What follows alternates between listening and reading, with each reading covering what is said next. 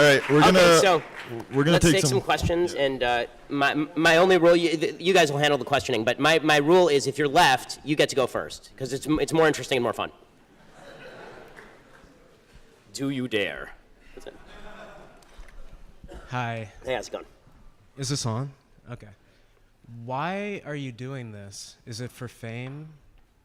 I don't understand. This being... I'm asking, why do you give these lectures and say these things? Is it because it's going to make you more famous? No, if I wanted to be more famous, then I'd write a TV show and take off my pants.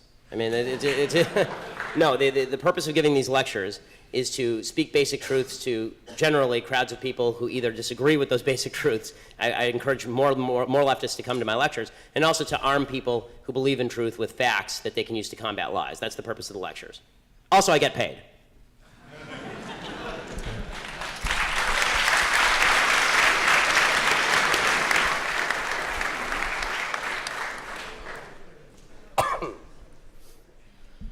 What's going on, Ben? Love your program, love all that stuff. Oh, thank you, I appreciate it. Absolutely. I think as kind of a millennial conservative, constitutional conservative, one of the biggest threats and one of the hardest things to respond to from people on the left is when they talk about the utopia of the Nordic countries, because they are oftentimes armed with a lot of facts in regards to the efficiency of their public programs and things to that effect. So how would you recommend responding to those claims of the utopianism of the Nordic countries? Okay, so the first thing that's important to notice about the Nordic countries is that the Nordic countries are, by and large, extraordinarily ethnically homogenous. So they're not comparable and culturally homogenous as well. So Vermont looks a lot like Norway. Right? Bernie Sanders' philosophy works in Vermont and it works in Norway, but it only works for a temporary period of time because Vermont doesn't have its own defense budget, and really neither does Norway. Right? We've been paying for the Nordic countries' defense budgets for a long time. Also, it's worthwhile noting that the taxes in these countries are extraordinarily high, and the countries are going bankrupt anyway. So for about a 15-year period, 20-year period, the Nordic countries have been experiencing extraordinarily slow growth, which has led them to actually elect more right-wing governments on economics and deregulate their economies, because it turns out people don't like paying twice the amount that it costs for a normal car. Right? The income tax rate in places like Denmark for middle-class people, not for upper-class people, for middle-class people is like 60%. So, it's easy for students to say 60% sounds good, but you all go to Yale, which means that eventually you'll have a job that pays you enough that you'll be paying a high percentage of your income in taxes, and it ain't that much fun. There's a reason that Denmark, all these countries are now turning away from this, and they've been living off the back of America paying for their defense budget for a very long time. So you have the privilege of not having to pay your own defense budget. You also have a group of what can best be described as upper education people who have grown up in Western countries with a particular set of values. And socialism, at least in the Nordic way, not full government ownership of resources, but high redistribution of income, that is capable of lasting for a certain period of time, but even there it collapses. Hi, Ben. Howdy. So unconscious bias is a concept well documented in psychological studies, which is basically that people associate negative things with people of color and positive things with whites. So if that is true, given that that is true, how does white privilege not exist? Okay, so you're asking about unconscious bias. I apologize because it's kind of echoey, but the question was, if there is unconscious bias, just to repeat it so I'm making sure I get it right, if there is unconscious bias, how does white privilege not exist? The question is, given that there is unconscious bias, how does white privilege not exist? So number one, so when I speak about white privilege, so when I speak about white privilege, I'm speaking specifically about behavior. Okay, there have been no studies, and really I've looked at these studies, the connection between what they call implicit bias, this is their favorite phrase now, implicit bias, unconscious bias, and biased behavior has yet to be proven at any level that is even remotely necessary to be used in, for example, a courtroom, which is why it's never been used in a courtroom. It is also true that there is no way, there really isn't, there's been no proven way to alleviate what they call unconscious bias, which means that we're ghost hunting. So what I would suggest is that if there is unconscious bias, and I'll acknowledge the possibility or the reality of unconscious bias, if there is, then I need you to I don't care about what's in people's heads so much as what they do. So if you point me to a racist behavior, don't worry, I'll let you respond. If you point me to a racist behavior, I'm happy to stand alongside you and protest it. What I can't do is protest about things in people's head that I don't know about because I'm not a mind reader.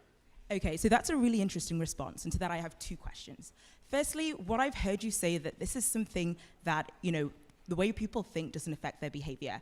So that's the first thing you've said. So I'm really curious if you can kind of give me another example of a thought that somebody has which doesn't affect their behavior. Like, do people who, support Trump not vote for him? Like, I'm very curious about that. Yes. And secondly, so the second thing that I want to ask is that if it's something it's hard to fix, does it mean we shouldn't do anything about it? Because you said, I don't know if we can change how people think. Does that mean we shouldn't try? I mean, first of all, not a great impression. But beyond that, but my voice isn't that low. But beyond that, as far as the first question, which is, do people have thoughts that don't manifest in behavior? Yes, all the time. For instance, every thought that you have about walking up here and strangling me right now. I wasn't actually assume thinking of like strangling we you have thoughts either. all the time that don't manifest in behavior, and this is true every single day. We consider thoughts that cross our minds. And the problem with unconscious bias is the idea is you don't even know that you're having the thought, right? So how can you stop it if you don't even know that you're having it? But then we should be able to gauge the unconscious bias and its impact on behavior. That's why it's unconscious bias as opposed to conscious bias. The idea behind unconscious bias is that it's not even a ghost, it's a ghost of a ghost, because you don't even know you're having the thought. So people, the whole idea behind diversity training is the idea that you can retrain people to stop their chain of thought in order so that it doesn't manifest in behavior.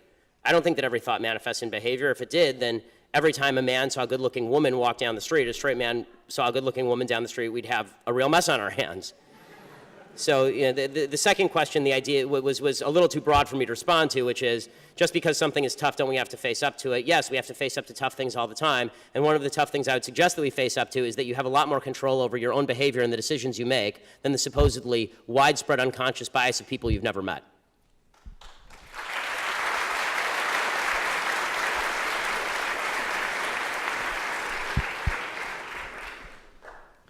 Hi.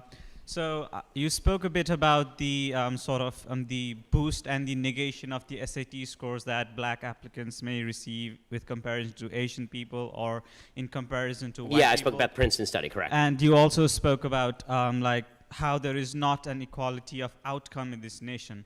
So with regard to this... No, there is inequality of outcome. Yeah. There's no inequality of opportunity, yes. Yes. In the sense that there's no government obstacles. They're inequality, just to clarify before you finish the question, I promise, I'll let you finish. When I say there's no inequalities of opportunity, I obviously don't mean that we are all equally situated. I will never be an NBA basketball player. It's never going to happen. Although I could probably make the Lakers roster, they're that bad, but go ahead. Given that you contend that there is an equality of opportunity in this nation, do you think it is right for the government to pursue, or for federal cases to say that in some cases policies like affirmative action targeting certain ethnic groups are correct, and doing this, does it acknowledge white privilege, or do we should just leave this sort of policies totally out even though there is inequality of outcome? No, so my answer about affirmative action and government policies that are meant to rectify these inequalities of outcome, no, I'm very much opposed to those. If you have two people who have equal SAT scores, and one of them happens to have had a bad childhood with obstacles to overcome, and one happens to have grown up in a very rich household, then that's an actual factor that has to be taken into account. But if somebody gets an SAT score that's 200 points below somebody else, and the only differentiating factor is their race, that's racism. I mean, I remember a few years back, there was a story in the Wall Street Journal about an Asian kid who got like a 1510 on his SATs when it was out of 1600, and he grew up extremely poor, single mother, it was a rough neighborhood, so he had to study in his closet for fear of gunshots and all this stuff, and he applied to Yale, didn't get in, and he didn't get in because he was Asian. If he'd been black, he would have gotten in. I mean, that sort of stuff is just racism pure and simple. I don't understand why Colin Powell's kid is not worse off than that Asian kid was. And we're all differently situated, so let's look at each other as individuals. There's some black people who have it really bad in this country. There's some black people who have it really great in this country. There are a lot of white people who have it really bad in this country. There are more white people on food stamps than black people, by a large margin. There are more white people on welfare than black people by a large margin, which is not to suggest that black people are not on average poorer than white people, because they are.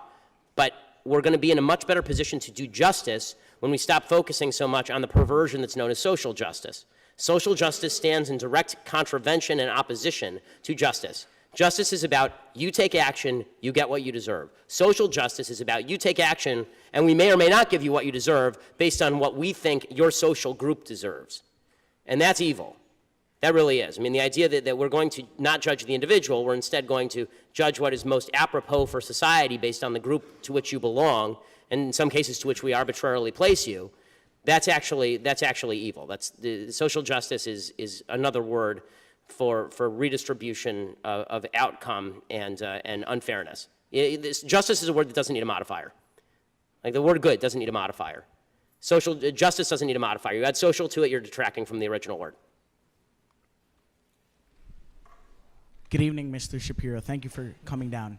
On basically the same topic, then how do you address the differences in, like, for instance, the educational system between inner city schools, which usually have worse infrastructure, many times have lack qualified teachers or lack teachers, period, versus schools in affluent neighborhoods? How do you try to get justice to the students living in inner cities versus those living in affluent neighborhoods? Right. So I mean, the answer to me is more individual freedom, not less. One of the great problems is that people think government action is what rectifies these situations. It doesn't matter how much money you dump into inner city public schools if, number one, you don't have any sort of community or family structure that supports education. And this isn't just true of black communities. It's true. There's J.D. Vance's Hillbilly Elegy is a really worthwhile book. You should read it. It's all about a kind of downtrodden white communities in Ohio, and they have some similar problems to a lot of inner city black communities. The solution here is twofold. One, give parents more choice in where they send their kids to school, and two, a reversion to an actual belief in parental responsibility, because the truth is that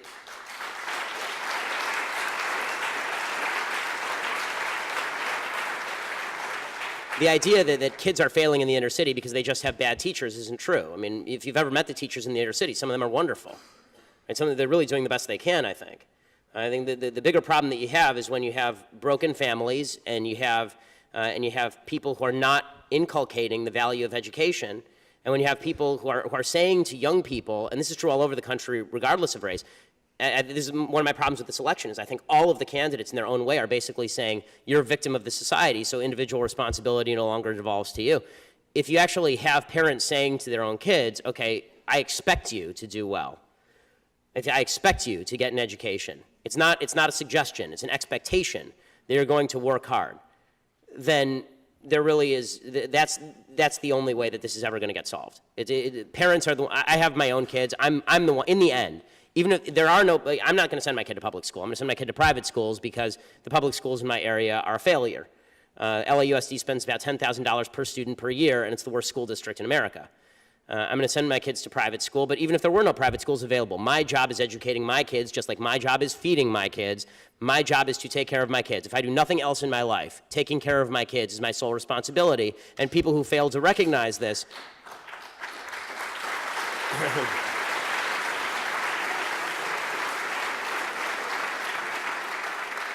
You want to talk about what's the number one problem in America? That's the number one problem in America, is people running away from their responsibility to their kids and to their family members and to their parents. If we all took care of our kids and our family members and our parents, there wouldn't be any need for the government to come in and screw everything up royally like it does.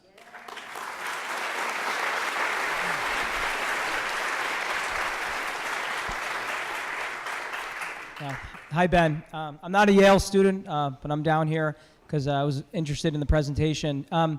The question I have is related to affirmative action, and it's a topic that I don't think is discussed often. And the topic is such that, you know, me seeing affirmative action at universities and in the workplace, I work for the state of Connecticut where we have an affirmative action department, and some of the hiring is based upon race. And the thing I don't hear discussed is basically the downside of this being that, you know, for myself, anytime I'm looking at people maybe applying for jobs or getting things, or me selecting a physician or a lawyer or something, this question is coming to my mind, and I don't think it's fair for me to have this in my mind, but it's like, well, are they where they are because of some policy like affirmative action? Is that how they got to be where they were, or are they really qualified, whether it's a pilot, a lawyer, anything like that? And this is the thing I think a lot of people have in their minds, is they're not sure nowadays if people are getting where they are because they got some, you know, privilege because of their race, or they really worked for it. And you know, that's something in the back of my mind and other people I talk to, and I wanted your opinion on that. Well, I mean, I think obviously that's true. I mean, if there are programs that benefit a particular group of people at the expense of another group of people, people are going to wonder whether the beneficiary group got there through merit or whether they got through because of a specific program. I mean, that's just normal human response. Does that mean that the person actually got there not because of merit? Of course not, and that's not what you're saying. But that question is an open question. I mean, obviously, if you know that some people in a particular group got 5 points extra on a test, you don't know which of those people got 5 points extra on the test. I'll also say that affirmative action, which I'm against all the way across the board, it becomes particularly counterproductive in the realm of public sector contracts. When you're talking about the government hiring people with lower standards because of their race, I don't care what the race is of the fireman who saves me. I just care that he's able to carry my fat rear out the back door. And I think that the government shouldn't be in the business of trying to rectify all of history's injustices. The government should be in the business of trying to find the best people for the job, since I'm a taxpayer and I pay those people's salary. Thank you. One thing that you didn't talk that much about was multiculturalism. So I saw a wonderful video that you did on radical Islam, and I'm curious how we address when different cultures might actually have radically different values. How do we start to have that conversation? Well, I mean, the first thing you have to do is be honest about that. I mean, this idea, and it's promulgated by right, left, and center, that everybody down deep has the same values. I mean, it's in the Declaration of Independence, the idea that these truths are self-evident. I mean, sorry to break it to everybody, the truths are not self-evident. If they were self-evident, then everybody would have them. Right? If they were self-evident, every country would have a Declaration of Independence. They're an outgrowth of a specific Judeo-Christian culture that grew into an Enlightenment, which grew into the Declaration of Independence. The idea that everyone around the world wants the same thing is actually significantly disrespectful to people from different cultures who have different priorities and believe different things. When I say disrespectful, I don't mean that their cultures are great. I think a lot of cultures out there are absolute horse crap. But it is true, of course, that people have different priorities and different cultures and different belief systems. I mean, I was speaking with one of my security guys, and he was a former military guy, served in Iraq and Afghanistan, and he was saying that one of his buddies had a situation where he was raiding an Afghani weapons cache, and he walked in. There's a 7-year-old with an AK. Okay, that's a result of a culture that does not value children in the same way that Western culture values children. And Western culture didn't always value children the way that Western culture now values children, which is why people used to have 10 kids and 5 of them would die, and then you'd have more kids, right?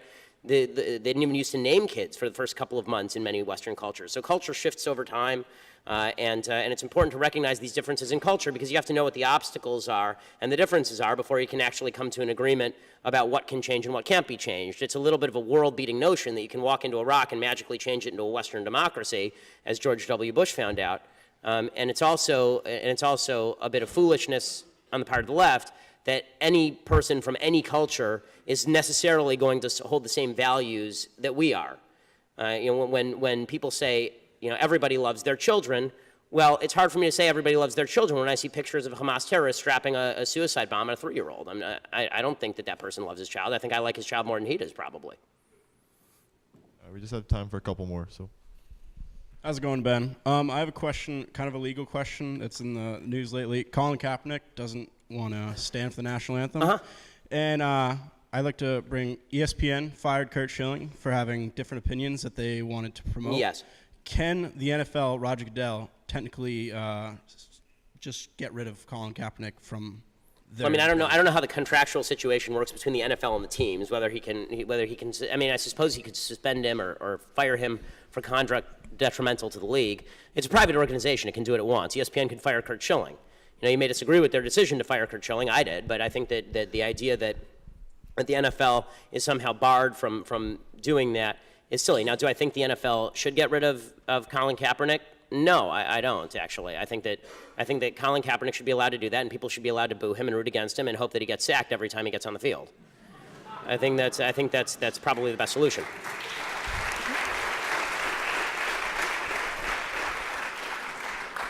Hi, I just have a couple of questions of clarification. So, Sure.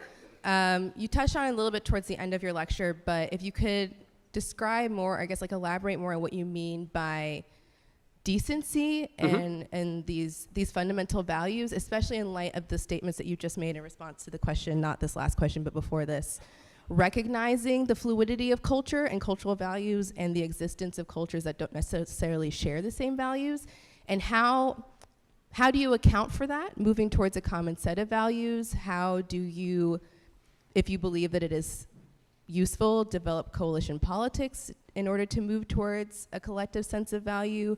How do you reconcile individual motivation if you believe fundamentally? Yeah, I mean, there's a lot of complexity here, but yes. Yeah, I mean, so but honestly, I mean, so these are high-stakes questions. not to go all religious on you, but leaving aside the religious aspects of the Ten Commandments, I think that'd be a pretty good place to start with basic decency.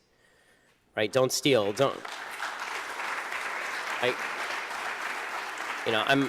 I'm a deeply religious person. I'm an Orthodox Jew. I don't think that it's mandated that everybody believe in God, obviously, and I think that, and I understand the arguments for atheism. That said, I think that, basic values that we in Western civilization tend to share, things like you don't get to kill people, you don't get to kidnap people.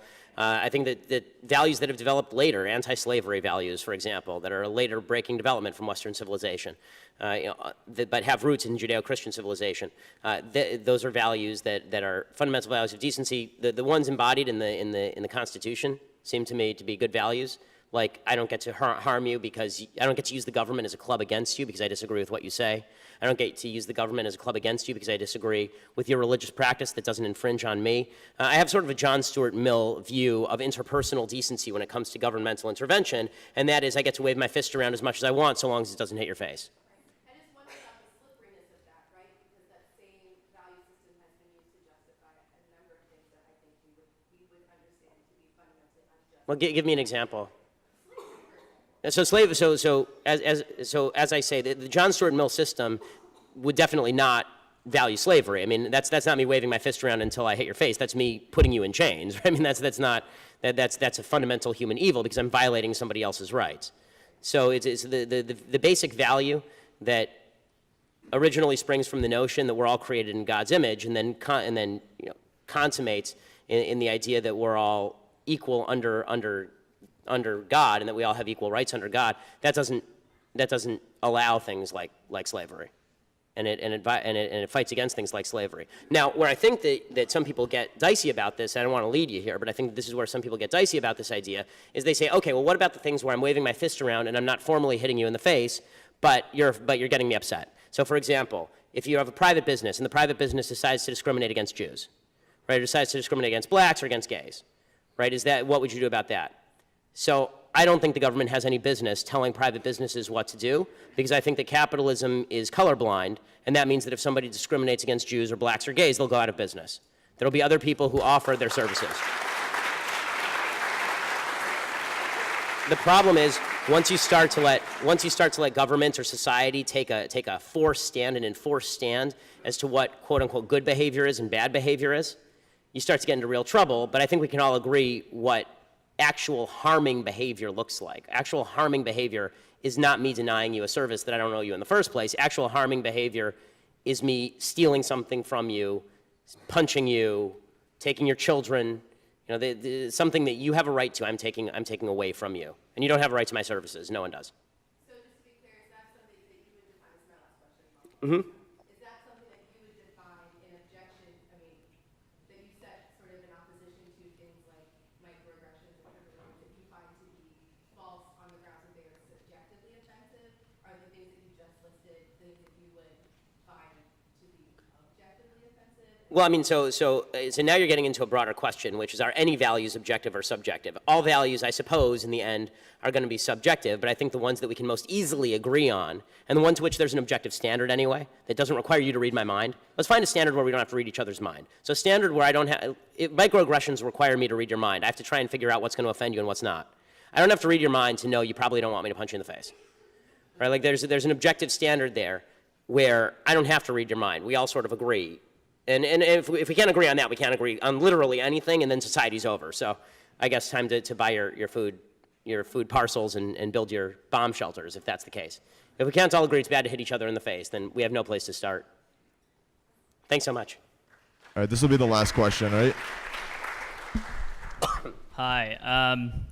So throughout your speech, you kind of treat the left as sort of this monolithic group of people. Yeah, like a terrible block of terrible people. Exactly. Sure. Yeah, it's exactly what I'm talking about. Like at one point, for example, he said the left hate free speech.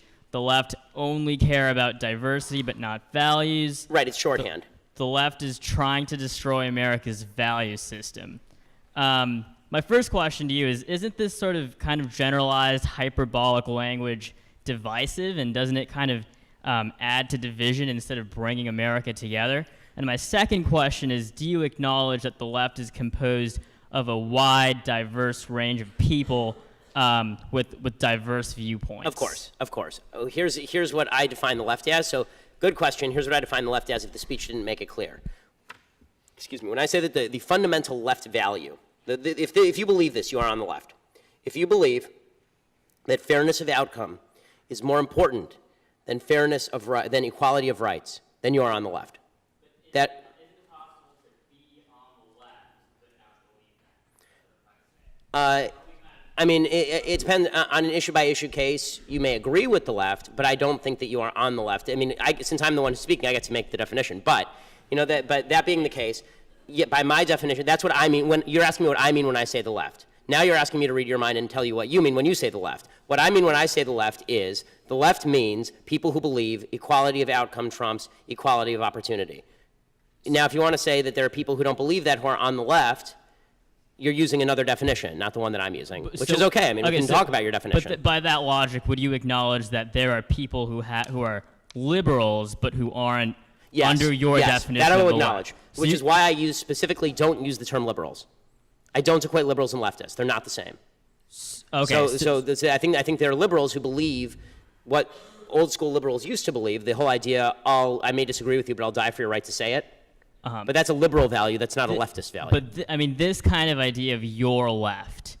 How big of a population do you think this is? Do you think that embodies a majority of liberals? I don't understand. Like, I think that. Well, when I hear you say left, I think it embodies a majority of the people who ardently believe in the Democratic Party platform. To be more specific. So you think that most people who are Democrats are under your definition of left? No, I think most people who deeply study and believe in the Democratic Party platform are leftists. I think most people who vote Democrat do so because they think Republicans are assholes.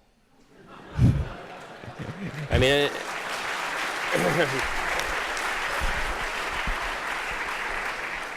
Thank you all so much for coming. Have a good night. Thanks.